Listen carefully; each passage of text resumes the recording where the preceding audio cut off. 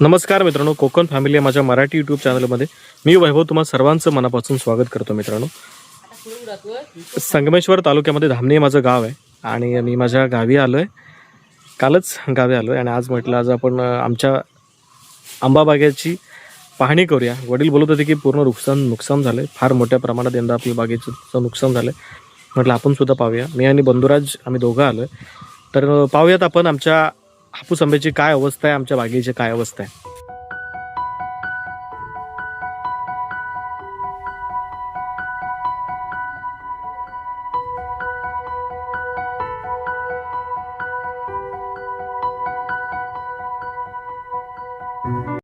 तुम्हाला सर्वांनाच माहीत असेल की यंदा हापूस आंब्याचं कोकणामध्ये फार मोठं नुकसान झालेलं आहे.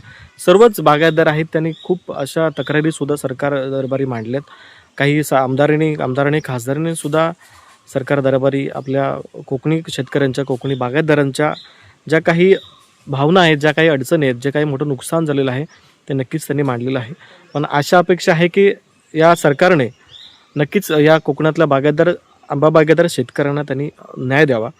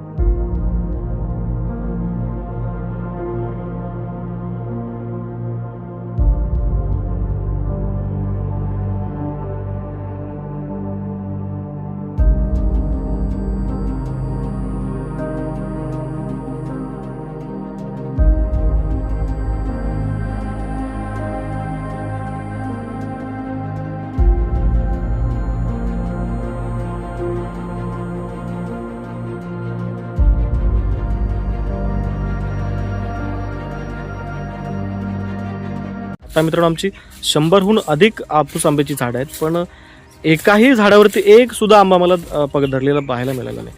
तर इतकं आमचं मोठं नुकसान झालेलं आहे यंदाच्या या वर्षामध्ये. दरवर्षी लागतं थोडंसं 50% तरी आम्हाला आंबे सरासरीने मिळतात, कारण आपला कोकणातला हापूस आंबा हा आमचा तरी खूप लेट होतो. पण आज तुम्ही आमच्या इथल्या बागेत जर पाहिलं असेल, आम्हाला एकही हापूस आंबा धरलेला बघायला मिळाला नाही. तर आमचा इथला फवारणीचा खर्च असेल किंवा रोज क्लायमेट बदलतं आहे, रोज फवारण्या, वेगवेगळ्या फवारण्या किंवा ज्यांच्याकडून आम्ही मार्गदर्शन घेतो ते सांगतात हे फवारणी करा, ते करा. म्हणजे हतबल झालेला कोकणातला शेतकरी आहे आंबा बागायतदार. जो कोणी सांगतोय त्याप्रमाणे तो करायला बघतोय, कारण मार्ग दिसत नाही की काय करावं. कारण हाताशी तोंडाशी आलेला घास गेले. कारण अनेक कोकणातले बागायतदार शेतकरी त्यांचं उदरनिर्वाह फक्त आणि फक्त आंबा हापूस बागेवरती चालतो. तर आज त्या लोकांनी अनेक अशा बागा घेतलेल्या होत्या ज्या 5-5, 10-10 लाखाला अशा काही त्यांच्या हे करतात, ते करारप्रमाणे असतात. आणि आज आपल्याला जर पाहायला गेला तर कोकणातलं हापूस आंब्याचं फार प्रमाण कमी आहे, कारण खूप क्वचित कुठेतरी तुम्हाला पाहायला मिळेल. पण यंदा तरी आमच्या बागेचं 100% नुकसान झालेलं आहे. तर एक आंबा बागायतदार शेतकऱ्याचा मुलगा म्हणून माझी नक्कीच या सरकारला विनंती आहे की कोकणातल्या सर्व शेतकऱ्यांना चांगल्या पद्धतीने आंबा बागायतदारचे शेतकरी जे मालक आहेत त्यांना चांगल्या प्रकारे त्यांना नुकसान भरपाई द्यावी, त्वरित द्यावी. कारण असं म्हटलं जातं की कोकणातला शेतकरी आत्महत्या करत नाही, आत्महत्या कधी पाहायला मिळत नाही आत्महत्या केलेल्या. पण आत्महत्या करत नाही याचा अर्थ तो सक्षम आहे, तो आर्थिकदृष्ट्या सक्षम नाही असं नाही. त्याला काहीतरी ठाम विश्वास आहे की आज किंवा उद्या आपल्याला दिवस चांगले येतील. पण आज अखेरीस या वर्षी 1-2 वर्षामध्ये जर तुम्ही पाहिलं तर फार मोठं नुकसान हळूहळू होत चाललंय. कोकणातलं बदलणारं वातावरण असेल, आणि कोकणामध्ये जो अवकाळी पडणारा पाऊस असेल त्याच्यामुळे कोकणातला शेतकरी, आंबा बागायतदार शेतकरी हा फार मोठा हतबल झालेला आहे. आणि आमचे बंधुराज सुद्धा आलेला, आम्ही दोघं सुद्धा आलो होतो, आमचे बंधुराज सुद्धा आलेत. या दरवर्षी आपण जेव्हा येतो तेव्हा फार हौसेने येतो. फार आंबे म्हणजे अगदीच झाडावरती 20-25-30% प्रत्येक झाडावरती आंबे लागलेले असतात. आणि आता आपल्याला एकही सुद्धा आंबा पाहायला मिळाला नाही. काय वाटतं तुला? काय वाटतं तुला? काय तुला भावना आहेत तुझ्या? म्हणजे दरवर्षीप्रमाणे आम्ही इथं येत असतो.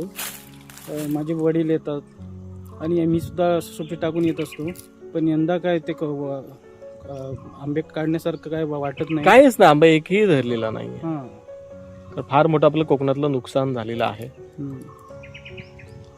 खूपच वाईट वाटतंय.